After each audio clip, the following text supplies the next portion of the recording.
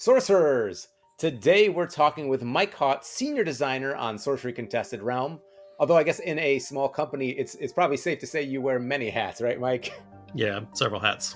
All sorts of things from game design, but also like process stuff and playtesters and playtesting and stuff like that. So, yeah. So, when it comes to game design, there's a lot of topics that we could explore. But I thought for Mm. today, maybe we'd explore one of the big pillars of sorcery that's sort of nested in gameplay. But it's something maybe a little bit more nuanced, which I thought would be good in this format versus maybe just Mhm. text, which is the kind of the storytelling aspect of sorcery. Um, so, what do we mean when we say storytelling, and why do you think that's important for a game like sorcery? That's a great question. And yeah, if this was written format, you'd get massive block of text. So it's probably good that we're talking about it because I could talk about this for ages. So sorcery telling, storytelling. Hey, that's Um, a phrase now. That's a yeah, marketing yeah, phrase. we'll make it. That seems to be one of my other gifts. But what I loved about sorcery back, if I cast my mind way back in 2022 when I first met Eric, um, and came on board, one of the things that really stood out to me about sorcery was how much of a tabula rasa it was. It was basically a blank slate. I had all the elements there for telling stories, and my first kind of criticism of the game was that there wasn't a narrative to wrap around. But then I immediately was talking to Eric, and Eric was like, "Well, that was very intentional. We wanted to make sure that um, we had all the pieces there, and people could tell their own stories." And then I thought, "How brilliant! This is amazing." So, like this, I just had this idea that like all games should have some sort of like narrative that they attach to, because that's my background has been in uh, making games that are theme first, mechanics second. So I've always had that as a main challenge. This is Mhm. so cool because now um, it preserves the narrative for the player, so it makes it sacred for the player. And the more I thought about, the more I just thought how brilliant it was, because it means that people can come to a game and they can start telling stories, with their decks. And every player obviously is going to break a different story by selecting what they put into their decks. They might have heroes in their decks that are going to come up. They may not come up, which makes it all the more special when they do in the next game. That kind of stuff. So, like, what's cool about sorcery is that it provides all of those little building blocks. It provides the setting in a special way. The grid is like, it's like if you look at it as a stage where these things are happening. It provides interesting characters. You yourself are the main character. The rules frame you up as this connection, as the avatar, and so you are part of it. It really just pulls you straight into the immediate need to fill that narrative gap, which is intentionally left open for you as a player to jump into. So as I as I kind of age as a gamer myself, I'm more and more drawn to telling stories, and so it was just a perfect mix with what Eric's achieved with coming up with kind of narrative beats and stuff like that. So it's really at the core of what sorcery is it can be your story, and that can be however you want to write it, which is a brilliant way to design a game. I feel like I have my own narrative. Like I have my own like full fleshed out narrative story in my head of whenever I'm dealing with like simple or humble villages and the foot soldiers coming out, and Yep. like those are the heroes of my games, the underdogs, and they're somewhat like Mm. reluctantly pressed into this conflict, and they have to deal with like demons and dragons and stuff, and it's just like, all right, foot soldier Fred, go forth. Yeah. Um, And it's great when those soldiers have the moments, right? Like yes, it's the and spear of and destiny. yes, exactly. Go. Or they're over there like operating the ballistas or the Yes. trebuchets and stuff. And while you've got like big things like this army of Midland, smashing and doing its things like that, you can't not pay attention to these foot soldiers who are over here operating all the siege equipment that's really wrecking your day. So it's it's great because it's just, yeah, you have all those little components, all those little uh, characters that you can kind of press a story onto, and then you tell kind of a unique story. And what's cool is the more games you play, you get kind of that emergent narrative where, like, now and again, like this character, which 3 games ago did this amazing thing, shows up again. And you're like, ooh, can they repeat their success? And like it just like you've got a running story that transcends just one game. with that one character. So that sort of stuff is what to me draws me in and connects me to the game in a way that I think about this stuff when I'm not even playing a game. Mhm. And I'm thinking about it between games, and now suddenly like you've got this kind of like connection between all of your games, and it just adds more depth to your own connection with sorcery. I think that's one of the things that I often think about is it's like we're playing a game, right? And like sometimes that kind of like brings me back to when I was younger and I would play games and the sort of experience you have. And there's like wonder and excitement. And how do you go back and like capture that with a game? You can't always go back, right? Like, but in some ways, like games are a way as adults for us to go back and play, right? And have those experiences with other people and kind of like capture that. And so I kind of see what a lot of times you're working on the design team is like you're trying to figure out like how do you preserve the wonder in the game. I don't know if I'm getting a little too philosophical here, uh, Yeah, versus like laying it all out like A to B to B to C. Like how can you have a little bit whether it and I guess maybe TCGs are full of wonder anyway, where you're like I mm, wonder what's in this booster pack I'm going to open, or I yeah, wonder what that site like that's going to flip over, that story that's going to happen there. Um, but I think that's maybe yeah. what always speaks to me, and I'm always so appreciative of all the work you guys are doing. Is trying to um, get that wonder back into the game. It's so that's such a good reflection. One of the things that I love about card games in particular trading card games, is like, well, let me back up. There's one of the most powerful motivators for people in games is that sense of discovery, is that sense of like what is possible at any given moment. Card games have that in general. Like if you've got a drawing mechanics like from a Yeah, random deck, you have that literally every turn. You're like, what am I top decking? Like, yeah, okay, it's this. Can I use it? How can I use it? Should I use it? There's all these, like there's a sense of discovery every single turn. There's but it's also in opening every pack, like you said. Like it's like every pack is a sense of discovery. It's like, what am I going to reveal as I go through?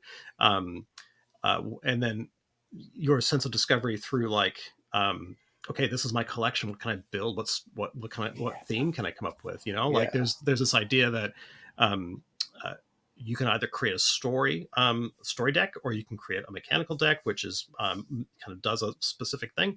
Either way, that's discovery, that's creativity, that's being expressed through putting cards together, and that is absolutely central to our philosophy, in terms of like connecting the player to sorcery. And it's another one of those things that you can just touch on between games. Like creating decks is, I create more decks than I'll ever play with. And I just like, and a lot of times I'll create decks in my head in like a split second. Like Mhm. you can play a million games by just looking at a card. You're You're like, like, all these different things that could happen with this pirate ship. Like you're sitting here thinking about that kind of stuff, and that kind of stuff connects with you throughout the course of a day. I'll be driving into work and I'll be like, oh, you would be really cool. It would be like if I had like um, this like a pirate ships, and I'm like flooding stuff, and I'm getting, I can get out and around, and then I can get ahead on the mana curve. Like it, like practically that probably will never happen. oh. Like that's, I sometimes I'll build decks that are like so impractical that I just kind of like laugh it off and move on. But But when like they do in work, when you're doing them, you're like, it all came together. Like yeah, that's the yeah, deck, the game you're gonna remember like forever, right? exactly. But also like when you're creating those terrible decks, um you're still succeeding as in your mind. You're like, this is Hmm. going to be so cool. Like you've had that dopamine hit of success as you're putting Hmm. it together, because you're imagining the possibilities. And so and even like even rubbish decks are great ways to really kind of connect with the theme and stuff like that. So for me, that sense of discovery is always, it's at the core of sorcery, from literally the first pack you open all the way to the most recent game you've played. Yeah. There's little bits of stuff that you can explore, and every game is different, right? So like every time I draw, like the my cards out of my hand, and you draw the cards out of your hand. That's the first time that that set of cards has ever been played against each other, Hmm. in your experience. And so like every single game is like a discovery of how this is going to work, and it's going to be very different in like 15 minutes when you roll around and you play your second game. Like it's something that that is just it's there's always something to explore. My favorite thing about sorcery, to be honest, is just how much the grid changes things up. And you're saying, the first time these two decks have ever played against each other, sure, but you can play decks into the same deck multiple times in any game, and they can be Hmm. slightly different just because of the card draw. But suddenly, when it's like, oh, what if my pirate ship actually attacked from over here instead? Like you can, because you're moving on a grid, Hmm. it just is like a force multiplier for those elements. So, Yeah, yeah, um, stuff that might in a lot of card games may not be particularly useful. mhm. Like those little foot soldiers, like they have a time and place in some of those Yeah, kind of in those games. Like maybe like in their first yeah, couple of turns, they're pretty good. But what's cool in sorcery is that those little minions, they can harass through the flanks, right? yeah. So I've got one of my backgrounds. I've got a lot of backgrounds, but wargaming is a big one part of my experience. Um, and that the idea of a battlefield and like being able to take advantage of routes, Hmm.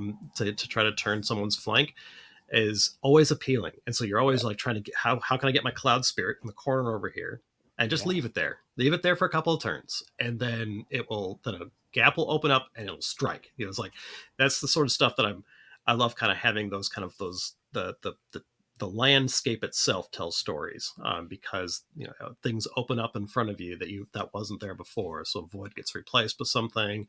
There might be like an updraft played somewhere that you're like, cool, now I can just bounce off of that, and this cloud spirit now has unlimited access to his back row or something like that. There's there's your hand, there's the minions you're playing, but there's also the realm itself plays such a critical part in how you tell stories, that and the story that comes out of your guys' games is it's yeah, there's just storytelling everywhere.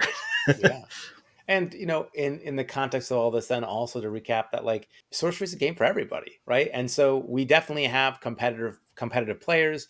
We featured some people even on the channel from Gen Con that were really looking to fine tune the most polished, efficient, competitive decks. Um, what might do you ever feel like the challenge or that pressure of like how do you make a game that um, well, I guess this maybe is a bias here coming to, but like, it seems like the path towards making a competitive game, you might have a little bit more of a prescribed things you do. You Hmm. kind of like check these boxes and you make sure you have this. How do you like accommodate that, but like while making sure that sorcery has a sort of middle path where um, you don't sacrifice the things that kind of give it the. I guess I like this phrase. I use it all the time. It's poetry is what's lost in translation, right? Yeah. And like do you ever feel that pressure of like how do we preserve the story and like the soul of things when you're going through because I'm on the work side. I'm seeing you guys going through and reviewing things and cleaning things up and always changing things. Do you often feel that pull of like how do we maintain this like a little bit more amorphous thing? Yeah, that's a great question, because I had a mentor. I'll back up with a little anecdote. I had a mentor who said there's X versions of your game out in the world where X equals the number of people who play your game. So, Hmm. and what was interesting about that is that like everybody comes with the game with their own experience and their own values and what it is that they want to get out of your game. And sometimes those values don't align, and they don't get into the game. But the people who are into the game, there's still a variety of different approaches and different values and things like that. And so one of the things, it is a balancing act, but that's why we've got such a great team lined up, where we've got we're kind of organized in ways to be advocates of the different types Hmm. of players. Where you've got competitive, you've got a really good like templating and kind of competitive side of things coming from one side of the team, a narrative approach from the other side of the team, and we get together and we got very intense collaborative discussions where we're kind of like trying to make sure that we hit that balance just right. So it's not that we try to pull everybody in one direction. So, thinking of it as like potentially as like a spectrum of like competitive play versus Hmm. casual play. I don't really like the spectrum because you could be anywhere on that spectrum Right. at any given moment, you know? So, It depends on the group you're with, right? You might be exactly. a little more competitive with Yeah. some people, and you might be a little more, yeah, Yep. And you might be competitive based on at any given moment within a game. So like I've right. had games where I'd be like, hey, yeah, this is gonna be super casual, and all of a sudden there's like this really critical moment in a turn, and I get really like Yep. I get my noodling brain in, and I'm sitting there trying to figure out like, and The then pirate ship suddenly, has to yeah, make it to this yeah, corner. and then I snap out, and I think about, so I think you can kind of drift back and forth on that Mhm. spectrum, but just in that idea that when you're creating a game or any project, like when you're writing a book or something like that, you need to have a focus. You need to know Mhm. where you're heading, because if you don't, then you'll just end up kind of swerving all over the place, and then no one will be satisfied. So Mhm. it's a tightrope to be sure between pulling towards kind of like fine-tuned mechanical definitions and narrative definitions, and we don't want to get to the extremes. We want the game to be kind of at a spot where no matter where you are on that spectrum at any given moment, you're within like a step of, Mhm. like one side step to get back into where Using the to kind of, sorcery terms. yeah, yeah. And exactly.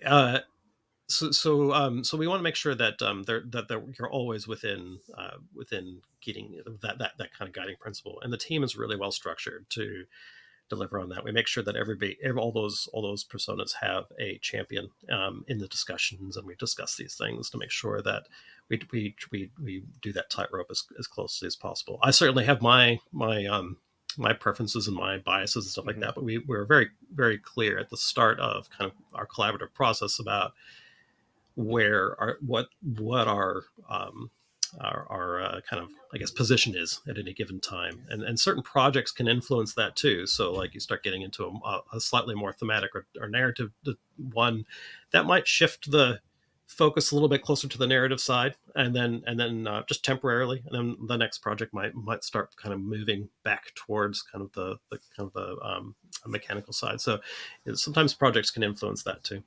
If we can have one more question here, just because I have to know, because when you're talking about the mechanics, right? I see you sometimes talking about mechanics, and there can be different stages in which you're working with the art. How often do you feel like, we've got such amazing artists? How often do you feel like maybe art kind of gives you like new, kind of interesting narrative ways to like change the rules, or make maybe you're thinking about a bullfrog, and then you see the painting is this like giant bullfrog, and you're like, what, like this frog's eating stuff. um how often do you feel like the art is influencing the way you want to design cards? Yeah, that's a great question. We have a top-down policy in our thing where the art is at the top, and so we keep a very open mind very early in the projects to make sure that we want this card to do this particular thing. Pardon me, and and then we see the art, and it does impact. It very much does impact. I can't give too much away, so I can't dig into specific examples, but there might be some really good. Uh-huh. Yeah, nice try. Nice try. Oh, come I, on, people want to know. All right, sorry, I'm supposed to be good you on got you're the advocate for your group. Um, but that's the thing. Like you'll get a piece of artwork, and you're like, this is phenomenal. This is really cool. This kind of changes things. How can we change it? And so sometimes that might result in the ability that was already on that card going to another card. So Mm, so the ability doesn't actually disappear. It just might go somewhere else. it fits Um, something. um, we just try to we need to be as flexible and as possible as a design team to make sure that when the art comes through, the art is a solid piece of the design, and that the art can do a huge amount of lifting, heavy lifting, around our intent. So if we can get that alignment done, I like the bullfrog, great Hmm. example. Um, when you see that artwork, that's a huge bullfrog, and maybe it's like super close, but maybe it's not. Maybe actually it's Oh, enormous. Like oh. and so like that that picture carries a lot of the Hmm. actual mechanical weight, so we don't have to Hmm. dig into like this idea that this is a magical frog that can somehow eat a mountain giant. Actually, this, it could very, it's just like the art itself delivers a huge amount of that intent, and then if we can align the design intent, the art direction together, then the mechanics as well, can kind of also be aligned appropriately. So then you've got all three things kind of going together in the same grain and working together. So like a lot of times art, like I said, it's very top down. So like we get a piece of art, and if it doesn't align with our current intent, we're very much more likely to realign our intent to the art than to commission a new piece of That's art cool. to align with the And I intent. think that So comes across, right? You know, the when you're playing the game, looking at the art, like Spear of Destiny or the Bullfrogs or Clamor Harpies, like mhm, it all ties together. And I like the way you were saying that, like it kind of does some of the lifting for you because yeah, it just seems to fit, right? yeah, yeah. Um, Especially because art, it's capturing so much. mhm. It's capturing action, it's capturing emotion. So we spend a lot of time looking at the art and trying to pull out what's actually happening in that art piece, and trying to figure out like what actions are happening, and try to make sure that players are incentivized to kind of follow those actions, or to like if you see something like the Guile Sirens, Mhm. it's like that Yeah, they should be placed in a, as a player, you've got agency where you put that card. You could right. put that way over here and nobody cares. But you are looking at that card, you're looking at the what it's trying to deliver, which is this Yeah, allure. You look at the card text and it's telling you that you're going to lure cards in.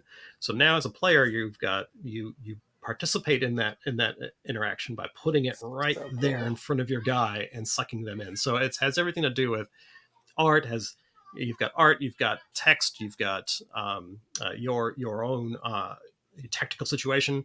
It's all being wrapped up into one kind of event.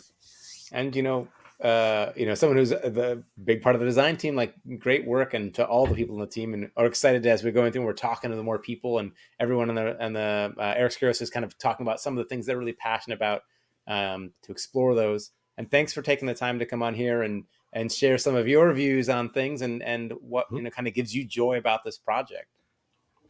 Yeah, it's really great. I love being able to connect and tell, helping people empowered to tell stories and stuff like that. And I'd be We'll have to do very keen another to one in be the on future yours. about social contracts. I feel like that's something we talk about a lot too, and that'd be cool to unpack. But Yeah, for now, folks, if you've been listening, thank you. We got a little philosophical. I hope you enjoyed, and maybe in the comments below, think about like where do you see yourself? I guess maybe the spectrum sets up like a false dichotomy, right? That you can be, it can be, it doesn't have to be an or, it can be an and. You could be a storytelling player and a competitive player, and but maybe in the comments, like where do you see yourself as at this point in your life, as in kind of engaging and enjoying games? Where do you see yourself on that? Kind of the exploring things versus a little bit more structure. It'd be really interesting for us to see like what your middle path is. Um, and with that, we'll wrap things up. Thank you so much, Mike, for coming on and taking some time to explore this topic with us. And yeah. to Thanks for everyone having me. who and to everyone who is watching, good luck contesting the realm.